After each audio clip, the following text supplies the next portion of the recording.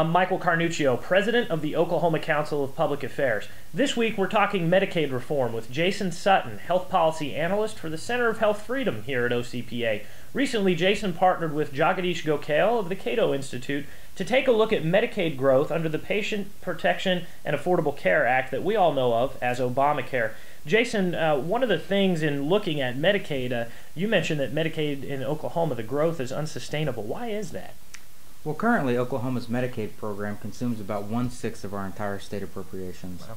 In 2010, Oklahoma spent about $1.1 billion on Medicaid, and since the year 2000, expenditure growth on Medicaid has been about 165%. To put that in context, common education growth has been about 37% during the same time span. At the current rate, spending on Medicaid in Oklahoma will be approximately $2 billion by the year 2014. Jason, I'd like to talk a little bit about this study, which for you, our viewers, you can find at www.ocpathink.org. Jason, what was the purpose behind this study and conducting it at this time?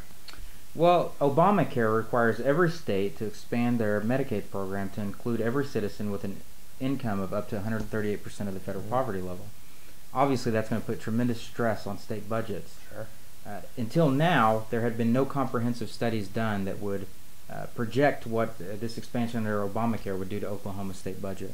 Reading through the study, Jason, I just found it staggering, some of the findings that you all had. Tell us, give us a kind of an overview of some of those key findings.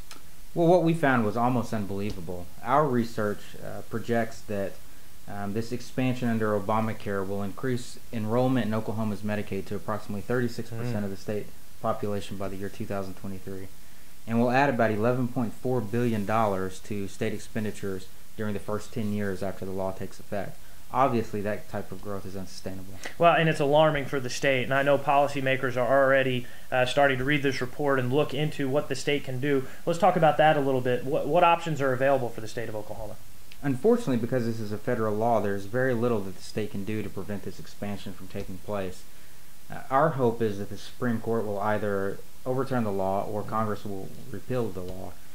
Short of that happening, Oklahoma is handcuffed to this expansion and will have to bear the burden of this. Obamacare fully becomes implemented in 2014. So between now and that point, what options are available to the state to either weather the storm or put itself in a better position come 2014 when the law is fully implemented? Actually, there's any number of things that the state can do.